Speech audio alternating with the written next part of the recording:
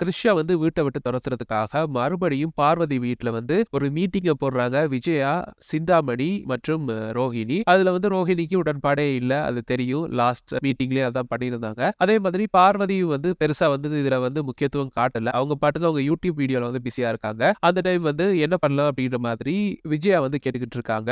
அப்ப வந்து சிந்தாமணி ஒரு ஐடியாவா வந்து சொல்லிட்டு இருக்காங்க. எல்லா ஐடியாவுக்கும் வந்து ரோஹிணி வந்து முட்டுக்கட்டை போட்டுக்கிட்டே இருக்காங்க. ஏன்னா எல்லா ஐடியாவுமே வந்து கிருஷிக்கு ஆபத்தை விளைவிக்கிற ஐடியாக்களாவே இருக்கு. அதனால இது வேணாமே வேணாமே அப்படின்னு சொல்லி ரோஹிணி ஒவ்வொரு விஷயமா சொல்லி இதனால விஜயாக்கு வந்து பிரச்சனை வரும் அப்படின்னு சொல்லியே இதை வந்து ஒவ்வொன்றா மாத்திக்கிட்டு இருக்காங்க. அப்ப வந்து விஜயா வந்து சொல்றாங்க ரோஹிணியும் மனோஜும் வந்து அவங்கிட்ட வந்து சேரவே கூடாது. சேராட்டி அவன் கண்டிப்பா வீட்டுல இருக்க மாட்டான். அவன் எப்படியா அனுப்பிடலாம். அதுதான் என்னோட பிளான். அதனால நீங்க 2 பேருமே சேரவே கூடாது அப்படின்ற மாதிரி சொல்லிட்டு இருக்காங்க. ஆனா ரோஹிணியை பொறுத்த வரைக்கும் மனோஜ் கண்டிப்பா வந்து கிருஷோட சேரணும். கிருஷோட சேர்ந்தா மட்டும்தான் கிருஷ் வந்து வீட்டுல இருக்கலாம் அப்படின்னு அவங்களுக்கு தெரியும். இந்த நிலையில வந்து பார்த்தோம் அப்படின்னா சிந்தாமணி வந்து ஒரு ஐடியா கொடுக்குறாங்க. என்னன்னா அவன் வந்து நைட்ல வந்து பேய் மாதிரி எழுந்து உட்கார்ந்துருக்கான் அப்படின்ற மாதிரி நீங்க சொன்னீங்க தானே அப்படின்ற மாதிரி விஜயாட்ட வந்து கேட்கறாங்க. ஆமா அப்படித்தான் இருந்தான். நேத்து கூட தண்ணி குடிக்கலாம் அப்படின்னு போனேன். அவன் வந்து பேய் மாதிரி அந்த ஈசி சேர்ல உட்கார்ந்து ஆடிட்டு இருந்தான். எனக்கு பார்க்கவே பயம் வந்துருச்சு. எல்லாருமே தூக்கம். அவன் மட்டும் முழிச்சு அதுல உட்கார்ந்து இருக்கான். எனக்கு ரொம்ப பயமா இருக்கு. அந்த வீட்டுல இருக்கவே பயமா இருக்கு அப்படின்ற மாதிரி சொல்றாங்க. அப்ப இதையே நாங்க ஒரு புது பிரச்சனையா மாத்தக்கூடாது அப்படின்ற மாதிரி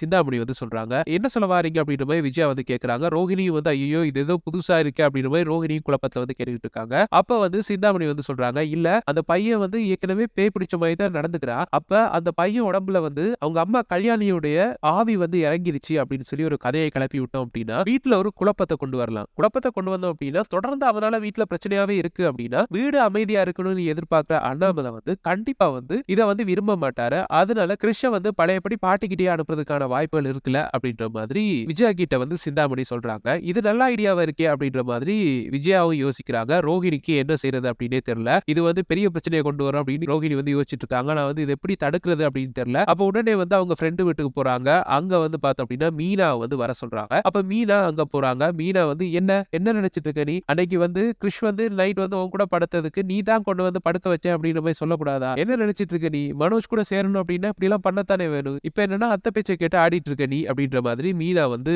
கடுப்பாறாங்க ரோஹிணி கிட்ட. இல்ல மீனா நான் என்ன பண்றதுன்னு அப்படின்னே தெரியல. அத்தை பேசினாங்க அப்படின்னாலே பயமா இருக்கு. அவங்க இந்த உண்மை தெரிஞ்சு அப்படின்னா கண்டிப்பா வந்து என்னை வீட்டை விட்டே துரத்தி விட்டுருவாங்க. மனோஜும் வந்து என்ன ஏத்துக்க மாட்டார் அப்படின்ற மாதிரி சொல்லிட்டு இருக்காங்க. இதை சொல்லியே சமாளி அப்படின்ற மாதிரி மீனா வந்து சொல்றாங்க. சரி என்னதான் பிளான் பண்ணி வச்சிருக்க? கிருஷ்ணையும் மனோஜையும் எப்படி வந்து சேர்க்க போற அப்படின்ற மாதிரி மீனா வந்து கேட்கறாங்க. எனக்கு என்ன சொல்றதுன்னு தெரியல மீனா. அதனாலதான் உங்களை வர சொன்னேன் அப்படின்ற மாதிரி சொல்றாங்க. இந்த கல்லாட்டத்துக்கு என்னையும் சேர்த்துக்கிறியா அப்படின்ற மாதிரி மீனா வந்து சொல்றாங்க. இல்ல மீனா கிருஷிக்கு வந்து பேய் பிடிச்சிருச்சு. அதாவது கிருஷோட அம்மா கல்யாணியுடைய ஆவி வந்து கிருஷ்ணன் உடம்புல இறங்கிருச்சு அப்படின்ற மாதிரி புதுசா வந்து ஒரு கதையை வந்து சிந்தாமணி வந்து ஆண்டி கிட்ட சொல்லி விட்டுருக்காங்க. இப்ப அந்த விஷயத்தை தான் ஆண்டி வந்து வீட்டுக்கு வந்து சொல்ல போறாங்க அப்படின்ற மாதிரி சொல்லிட்டு இருக்காங்க ரோஹிணி. இது என்ன புது கதையா இருக்கு? நல்ல வேளை அந்த ஆவி ஏன் உடம்புல இறங்கிச்சு அப்படின்றத சொல்லல அப்படின்ற மாதிரி மீனா வந்து சொல்றாங்க. மீனா என்ன சொன்னீங்க அப்படின்ற மாதிரி மீனாவுடைய பேச்சுல இருந்தே தான் வந்து ஒரு பாயிண்ட் எடுக்கிறாங்க. இதுக்கு முன்னாடியும் அதே தான் பண்ணாங்க. இந்த முறையா தான் பண்றாங்க. மீனா நல்ல ஐடியா கொடுத்தீங்க மீனா அப்படின்ற மாதிரி சொல்றாங்க. இதே பண்ணிட்டு நான் என்ன ஐடியா கொடுத்தேன் அப்படின்ற மாதிரி மீனா வந்து கேட்கறாங்க. இல்ல அந்த கல்யாணியுடைய ஆவி அதாவது என்னோட ஆவி என் உடம்புல இறங்கிருச்சு அப்படின்னு சொல்லி நான் வந்து மனோஜை மிரட்டேன் அப்படின்னா மனோஜ் பயந்து நான் சொல்றது எல்லாத்தையும் செய்யறதுக்கான வாய்ப்பு இருக்குல்ல அப்படின்ற மாதிரி ரோஹிணி வந்து சொல்றாங்க. அதுக்கு வந்து மீனா சொல்றாங்க மனோஜ் வந்து படிச்சால அவர் எப்படி இந்த பேய் அதெல்லாம் நம்புவார் அப்படின்ற மாதிரி கேட்கறாங்க. அதுக்கு அங்க இருந்த வித்யா வந்து சொல்றாங்க அப்படியெல்லாம் அவர் படிச்சால் மாதிரி நடந்துட்டு இருந்திருந்தா இப்ப எங்கேயோ இருந்திருப்பாரு. இவளுடைய தில்லாலங்கனையும் கண்டுபிடிச்சிருப்பாரு. அந்த அளவுக்கு எல்லாம் அறிவில்லை அப்படின்ற மாதிரி சொல்றாங்க. உடனே வந்து மீனா அவங்கள முறைச்சு பாக்குறாங்க. ரோஹிணி அவங்கள முறைச்சு பாக்குறாங்க. அப்படியே இந்த சீன் முடியுது. அப்படியே வந்து பார்த்தோம் அப்படின்னா வீட்டை வந்து காட்டுறாங்க. வீட்டுல வந்து விஜயா வந்து ஒரே யோசனையில உட்கார்ந்து இருக்காங்க. அப்ப அண்ணாமலை வந்து கேட்கிறாரு என்ன விஜயா என்ன யோசிக்கிற? கிருஷ்ண எப்படி வீட்டை விட்டு அனுப்புறது அப்படின்னு யோசிக்கிறியா அப்படின்ற மாதிரி கேட்கிறாரு. என்னங்க நீங்க வேற அப்படின்ற மாதிரி விஜயா வந்து கேட்கறாங்க. இல்ல நீ அதைத்தானே யோசிப்ப. யார் கூடயாவது கெடுக்கிறது தானே வேலை அப்படின்ற மாதிரி சொல்றாரு அண்ணாமலை. இல்லங்க கிருஷ் வந்து நினைச்சேன் நீ கிருஷ்ண பத்தி தான் சொல்லுவேன்னு நினைச்சேன். என்ன பிரச்சனை அவன் என்ன பண்ண உனக்கு அப்படின்ற மாதிரி அண்ணாமலை வந்து கேட்கிறாரு. இல்ல நேத்து நைட் வந்து அவன் நடந்து அப்படியே போய் மனோஜ் ரூம்ல மனோஜ் பக்கத்துல படுத்திருந்தால. ஆமா அவன் ஏதோ தூக்கத்துல போய் அவன் ஏதோ பாசத்துல ஏங்குற ஒரு பையன் போய் படுத்துட்டான். இதுல என்ன இருக்கு அப்படின்னு. இல்லங்க அதுக்கு முன்னாடி நான் வந்தேன். அவன் வந்து இந்த சேர்ல உட்காந்து ஆடிக்கிட்டே இருந்தான். ஒரு பேய பார்த்த மாதிரி இருந்துச்சுங்க அப்படின்ற மாதிரி சொல்றாங்க.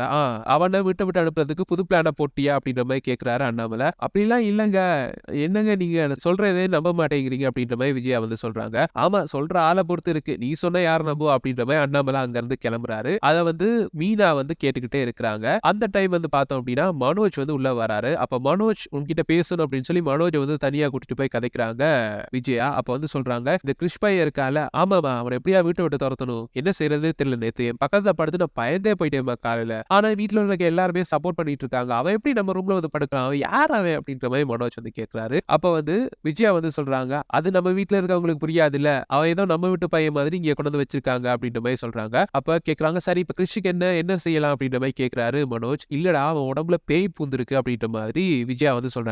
"என்னம்மா சொல்றீங்க?" அப்படின்ற மாதிரி மனோஜ் வந்து கேட்கிறாரு. "இல்ல நேத்து நைட் நான் வரும்போது அவன் ஒரு மாதிரியா பேய் மாதிரியே ரியாக்ட் பண்ணான்டா. நான் பார்த்தே பயந்துட்டேன். ஒரு சின்ன பையன பார்த்து நான் பயப்படுவேனா? ஆனா நேத்து நான் பயந்து ரூமுக்குள்ள போய் பூட்டிட்டு வெளியில வரவே இல்ல தெரியுமா? காலையில தான் வந்தேன்." அப்படின்ற மாதிரி விஜயா வந்து சொல்றாங்க. "என்னம்மா சொல்றீங்க?" "ஆமாண்டா நான் நெறைய பேர்ட்ட விசாரிச்சேன். அதாவது இந்த பையனோட அம்மாக்கு வந்து சின்ன வயசு தான். அது அகால மரணம். அதனால அவ வந்து இப்ப பையனோட இருக்கணும்னு ஆசைப்பட்டு பையன் உடம்புல வந்து இருக்கிறா போல இருக்கு." அப்படின்ற மாரி சொல்றாங்க.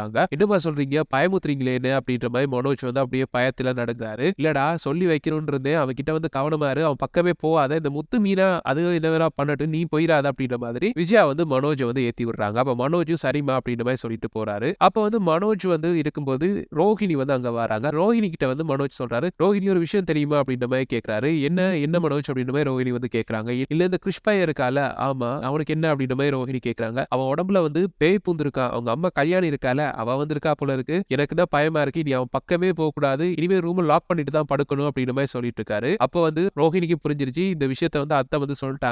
அப்ப ஆவி பூந்த விஷயத்த வந்து இவர் நம்பிட்டார் அப்படின்னா, கண்டிப்பா அந்த ஆவி என் உடம்புல பூந்துச்சு அப்படின்னு சொன்னாலும் நம்புறதுக்கான வாய்ப்பு இருக்கு. இப்ப பாரு என் ஆட்டத்த அப்படின்ற மாதிரி ரோஹிணி வந்து அப்படியே கீழ குனிஞ்சு, "ஹேய் மனோஜ்" அப்படின்ற மாரி கத்துறாங்க. "என்ன ரோஹிணி? என்னாச்சு ஒரு மாதிரியா கூப்பிடுற?" அப்படின்ற மாரி மனோஜ் வந்து சொல்றாரு. "நான் ரோஹிணி இல்ல, கல்யாணி" அப்படின்ற மாரி சொல்றாங்க. "கல்யாணியா? ஐயய்யோ! ரோஹிணி உடம்புலயும் கல்யாணி வந்துருச்சா?" அப்படின்ற மாதிரி மனோஜ் வந்து கதவ திறக்க ஓடுறாரு. உடனே வந்து ரோஹிணி வந்து அந்த கதவ லாக் பண்ணிட்டு, "இனிமே நான் சொல்ற மாரி தான் நீ செய்யணும். இல்ல அப்படின்னா நடக்கிறதே வேற." அப்படின்ற மாதிரி ரோஹிணி வந்து சொல்றாங்க. அப்ப வந்து என்ன என்ன செய்யணும் சொல்லு ரோஹிணி அப்படின்ற மாதிரி மனோஜ் வந்து சொல்றாரு. "நான் ரோஹிணி இல்ல, கல்யாணி சொல்றேன்ல." அப்படின்ற மாதிரி மறுபடியும் ரோஹிணி வந்து சொல்றாங்க. "சரி ரோஹிணி இல்ல கல்யாணி சொல்லு என்ன செய்யணும்?" அப்படின்ற மாரி கேட்கிறாரு. "இனிமே கிறிஷோட அன்பா இருக்கணும். இந்த வீட்ல முத்துவும், மீனாவும் எப்படி இருக்காங்களோ அதே மாதிரி கிறிஷோட நீயும் அன்பா இருக்கணும். இப்ப அவன் சாப்பிட்டுட்டு இருக்கான். போய் அவனுக்கு போய் சாப்பாடு ஊட்டி விடு. இல்ல அப்படின்னா நடக்கிறதே வேற." அப்படின்ற மாதிரி மிரட்டுறாங்க ரோஹிணி. "நான் எப்படி போய் அவனுக்கு போய் சாப்பாடு ஊட்டுறது? அவன் யாருன்னே எனக்கு தெரியாது." அப்படின்ற மாரி மனோஜ் வந்து சொல்றாரு. அப்ப ரோஹிணி வந்து சொல்றாங்க, "அதெல்லாம் கிடையாது. இப்ப அவன் இந்த வீட்டு பையன். நீ அவன் கூட பாசமா நடந்துக்கணும். இப்ப உடனே போய் அவனுக்கு சாப்பாடு ஊட்டி விடு. போ." அப்படின்ற மாரி திட்டுறாங்க ரோஹிணி. அப்ப பயந்து போன மனோஜ், "இப்பவே போய் ஊட்டி விடுறேன்." அப்படின்ற மாதிரி கதவ திறந்துட்டு படபடன்னு ஓடி போறாரு. ஓடி போய் கிருஷ் பாட்டுக்கு சாப்பிட்டுட்டு இருந்தான். இவர் போய் உட்கார்ந்துட்டு அவன தூக்கி மடியில வச்சு திடீர்னு சாப்பாடு ஊட்டுறாரு பயத்திலேயே. அப்ப அங்க உட்கார்ந்துட்டு இருந்த அண்ணாமலை, முத்து, மீனா, ரவி, ஸ்ருதி எல்லாருமே வந்து ஷாக்கிங்கா பாக்குறாங்க. அப்ப வந்து திடீர்னு விஜயா வராங்க. "டேய் மனோஜ் என்னடா பண்ணிட்டு இருக்க?" அப்படின்ற மாரி கேக்குறாங்க. அப்படியே வந்து இந்த எபிசோட வந்து முடிக்கிறாங்க. இதுதான் நாளைக்கு எபிசோட்ல நடக்கும் அப்படின்னு சொல்லி நாங்க ப்ரெடிக்ட் பண்ணியிருக்கோம். ஏன்னா ப்ரோமோல அப்படிதான் காட்டியிருக்காங்க கிட்டத்தட்ட. சோ நல்லா போயிட்டு இருந்த ஒரு சீரியல் இப்ப வந்து பார்த்தோம் அப்படின்னா, இப்ப பேய் கான்செப்ட்ட கொண்டு வந்திருக்காங்க. பார்க்கலாம். இது எத்தன நாளைக்கு ஓட்டுறாங்க? விறுவிறுப்பா கொண்டு போறாங்களா? இல்லையா? அப்படின்னு சொல்லி. இந்த ப்ரெடிக்ஷன்ஸ் எப்படி இருந்துச்சு அப்படின்னு சொல்லி உங்களுடைய கருத்துக்கள கீழ கமெண்ட்ஸ் வாயிலாக தெரிவிச்சுக்கங்க. மேலும் தொடர்ந்து ப்ரெடிக்ஷன்ஸ பெற்றுக்கொள்ள எங்க சேனலையும் மறக்காம சப்ஸ்கிரைப் பண்ணி இணைந்திருங்க. Thank you.